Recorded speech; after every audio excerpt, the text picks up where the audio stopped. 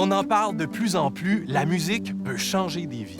D'abord, la musique adoucit les mœurs, alors elle peut réduire le stress, elle peut réduire l'anxiété, elle peut même réduire la douleur. Et puis, selon qu'on est plus jeune ou plus vieux, elle va aider à développer ou à préserver certaines fonctions cognitives. Mais elle a aussi un rôle social. Partagée en groupe, elle va participer au sentiment d'appartenance. Mais ce dont on parle le moins, et pourtant on le sait depuis encore plus longtemps, c'est que la musique, elle peut sauver des vies. Il y a 175 000 ans, en découvrant le sifflement de l'air dans le noyau d'un petit fruit comme la cerise ou l'olive, l'homme de Néandertal a pu se soustraire à ses prédateurs. Et en étudiant aujourd'hui les vestiges de ces petits sifflets-là, on remarque que certains d'entre eux ont été savamment perforés à plusieurs endroits, probablement pour passer de proie à prédateur lui-même, en imitant le chant ou le cri d'un petit animal. En sculptant son noyau, Néandertal savait très bien ce qu'il faisait. Ce qu'il ne savait pas, par contre, c'est qu'elle allait être le premier d'une lignée de musiciens dont la descendance vient jusqu'à nos jours, qui allaient cueillir leur instrument directement au verger, directement au potager. Eh bien, en cette grande saison des récoltes, on avait envie de vous le rappeler. Parce qu'une composition pour panier maraîcher en mi bémol majeur, c'est encore la plus bioéquitable des topophonies.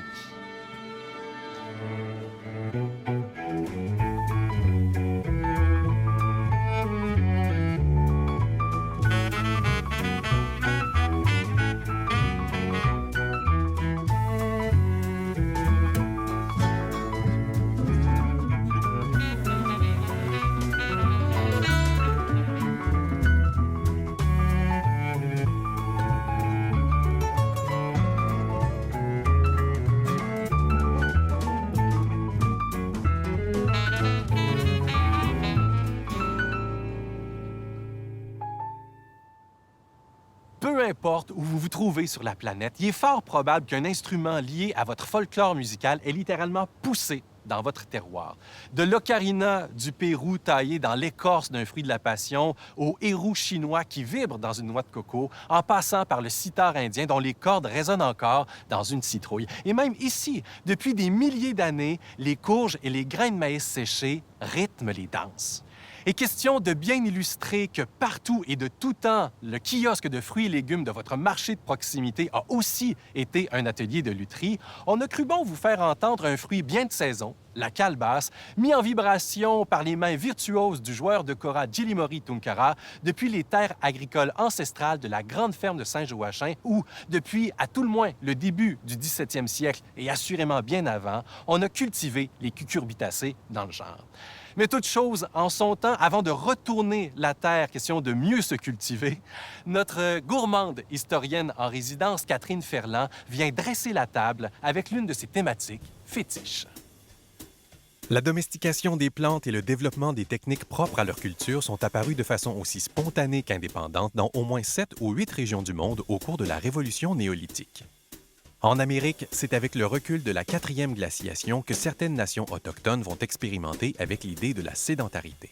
Se fixant le plus souvent près des cours d'eau pour tirer profit de la pêche, les groupements transportent également des nourritures familières lors de leur déplacement sur le territoire et les semences sauvages qui tombent et poussent ainsi près de leur campement donnera naissance à une forme primitive d'agriculture. Les terres arables et facilement irrigables des côtes faciliteront leurs expérimentations et au gré de reproduction fertile, ils passeront peu à peu d'une économie de cueillette à une économie agricole. Comme nous le redécouvrons à notre tour aujourd'hui, leur technique de permaculture novatrice et respectueuse de la biodiversité leur offre une alimentation riche dont les dignes représentantes, les 3 plantes compagnes que sont le maïs, le haricot et la courge, sont la base même de l'emblématique sagamité.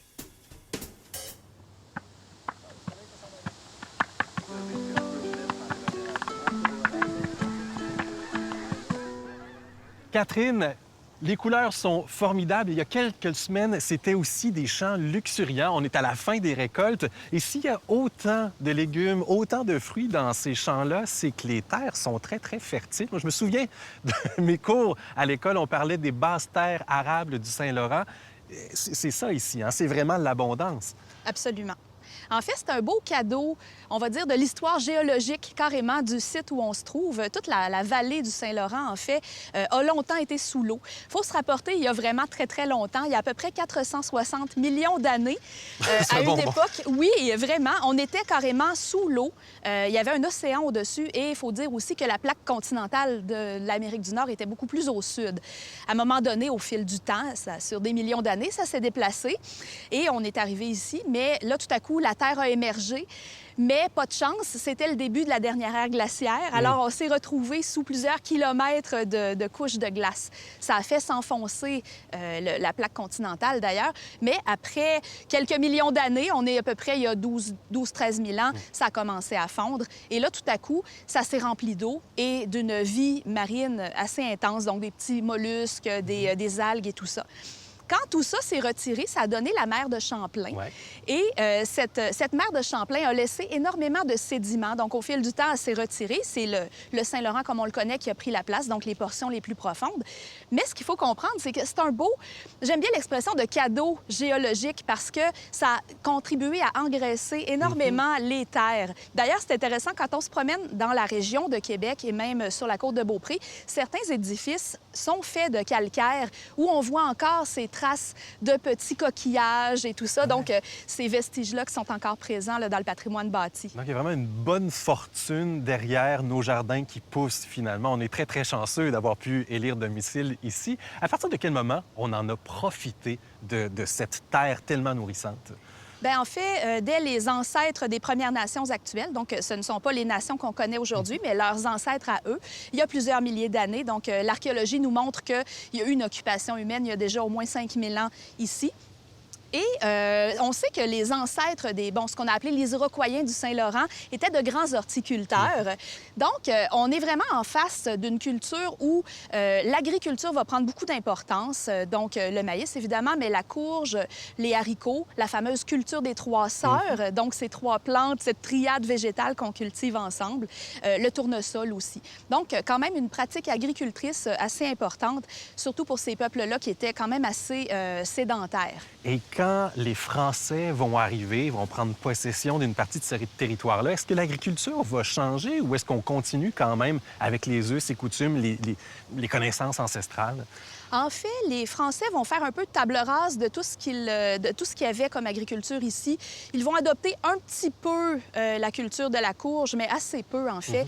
Culture des trois sœurs, c'est pas du tout intéressant pour les Français. On va plutôt importer le modèle européen ici, c'est-à-dire vouloir cultiver à tout prix du blé. Ouais. Hein? Il n'y avait pas de blé, en tout cas pas de blé froment ici. Il y avait peut-être des proto-céréales, mais rien de la sorte pour faire du pain. Alors que pour les Français, pour nourrir à la fois les estomacs et l'identité, c'était super important d'avoir du pain. Donc, le blé. On va avoir des potagers aussi. Dès l'arrivée de Samuel de Champlain, en fait, on va avoir des potagers d'abord à Québec, mais ensuite sur la côte de Beaupré. Samuel de Champlain fait venir des semences de France. Donc, on parle de légumes racines, donc des oignons, beaucoup d'oignons, du chou, des salades, des herbes potagères, donc toutes sortes de la ciboule et tout ça. Donc, ça, c'est vraiment des trucs qui vont aller, on va dire, agrémenter les potages de nos ancêtres de l'époque de la Nouvelle-France. Il nous manque une chose qui, aujourd'hui, nous semble primordiale, c'est la patate. Ça va venir un peu plus tard avec les Anglais, si je comprends bien. Oui, en fait, la patate était déjà connue au régime français, mais effectivement, c'est sous l'influence britannique qu'on va se mettre à la cultiver et on sait l'importance que ce légume, ou plutôt tubercule, va prendre pour l'agriculture du Québec, particulièrement sur la côte de Beaupré, à l'île d'Orléans. On sait que la pomme de terre devient très, très importante pendant tous les 18e, 19e et même 20e siècles. Oui, parce qu'au cours de ce temps-là aussi, on va commencer à avoir de plus grandes terres. On va industrialiser, en quelque sorte, l'agriculture. À quel moment là, ça prend vraiment un essor, puis qu'on n'est plus dans les potagers de quartier, les potagers domestiques, puis qu'on tombe vraiment dans la production de masse? En fait, il faut vraiment attendre l'industrialisation et l'arrivée de la machinerie, de la mécanisation de l'agriculture. Donc, tout ça va se faire un peu à retardement par rapport aux États-Unis, qui sont quand même assez avancés. Nous, ça va arriver plutôt au début du 20e siècle. On va progressivement, au sein des familles, famille, regrouper plusieurs terres, ensuite acheter de la machinerie et procéder à une agriculture un petit peu plus industrielle tout à coup. Mais il faut comprendre que pendant longtemps, c'est vraiment l'agriculture de subsistance qui va être la majeure partie du quotidien là, des gens qui pratiquent l'agriculture ici. C'est formidable de voir qu'on est sur des terres qui sont habitées depuis si longtemps, qui ont vu chacune de ces étapes-là. Et on retourne aux grains entiers et aux trois sœurs. On vient de faire un tour d'histoire avec toi, Catherine. C'est toujours un immense bonheur de pouvoir en apprendre autant. Merci d'être avec nous. Merci. Audrey-Anne, tu portes le titre de responsable de la médiation ici à la Grande Ferme de Saint-Joachim. Ça laisse donc présager qu'il y a un volet pédagogique. Et justement, à quoi ressemblent les missions actuelles de ce lieu-ci? Oui, bien, en fait, la Grande Ferme a vraiment une très grande vocation éducative. Il y a des activités durant toute l'année. Là, cette année, on a eu l'occasion notamment de faire des projets ou des activités plus en lien avec le jardin ancestral qu'on a développé, dans le fond, depuis l'an dernier. Puis cette année, ça s'est concrétisé. Et l'année prochaine, on compte poursuivre sur cette voie et d'en offrir davantage. Et ces activités-là, elles sont évidemment là pour mettre en valeur tout le passé du lieu. Racontez-nous un peu l'histoire assez formidable et assez longue des terres et des bâtiments qui sont ici. Oui, effectivement, la Grande Ferme a une très longue histoire parce que oui, le bâtiment actuel a été construit en 1866, mais le site comme tel est occupé depuis les années 1620. On remonte quasiment au début de la colonisation, 1608, là, avec Samuel de Champlain, qu'on n'est pas très loin aussi de Québec, donc ça va de soi. La première maison a été construite dans les années 1630-1640. C'est pas très clair. Bon, on n'a pas la documentation suffisante à ce sujet-là. Puis par la suite, en fait, la Grande Ferme va vraiment être le centre communautaire, le centre du village, au moment où François de Laval va acquérir la seigneurie de Beaupré. Et à ce moment-là, dans l'optique de subvenir aux besoins des séminaristes, donc des prêtres qui sont en formation au séminaire dans le Vieux-Québec. Il va vraiment développer la Grande Ferme ici.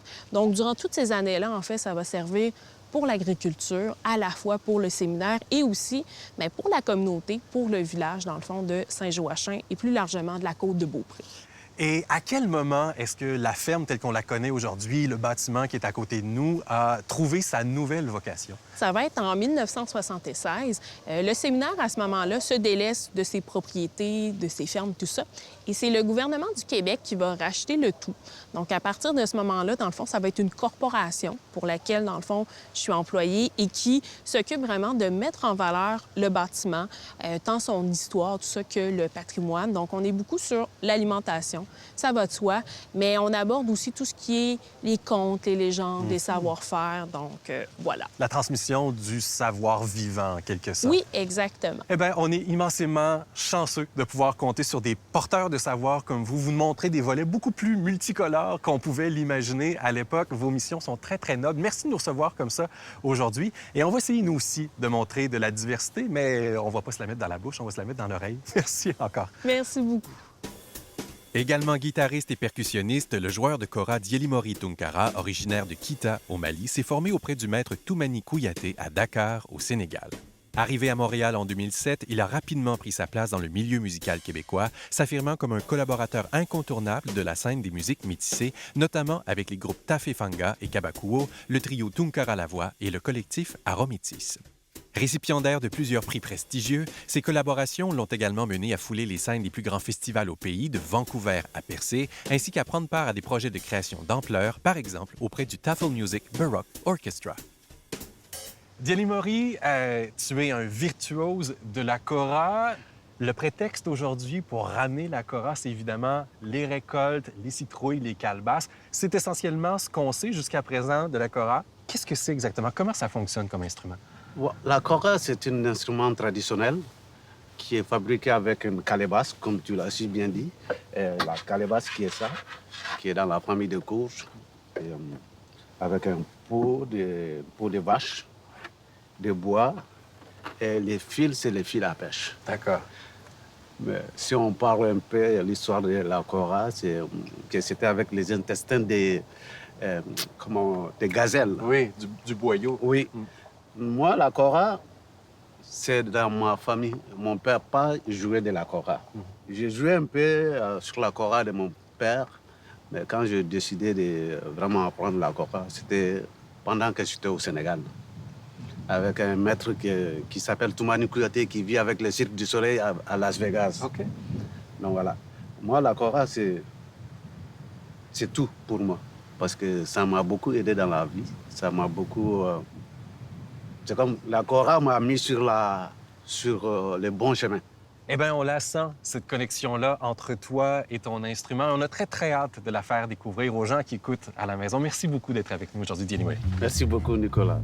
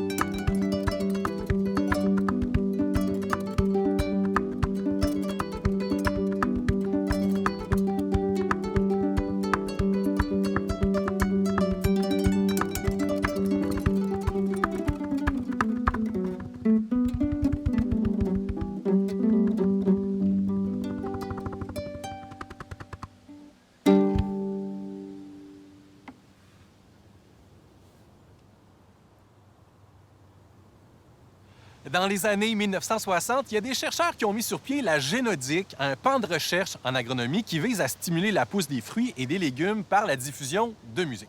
Il paraîtrait même qu'il y a des sortes d'endives et de concombres qui réagissent à certaines suites de sons en particulier. Bon, j'imagine qu'il faut en laisser et en prendre, mais il reste que, comme les topophonies sont le chant du territoire, cette idée-là de faire pousser des légumes pour les transformer en instruments de musique et en jouer pour stimuler la pousse d'autres légumes, c'est une sorte d'économie circulaire qui nous plaît beaucoup. On espère qu'elle vous plaît tout autant et on se dit à très bientôt pour une autre topophonie, un autre chant du territoire.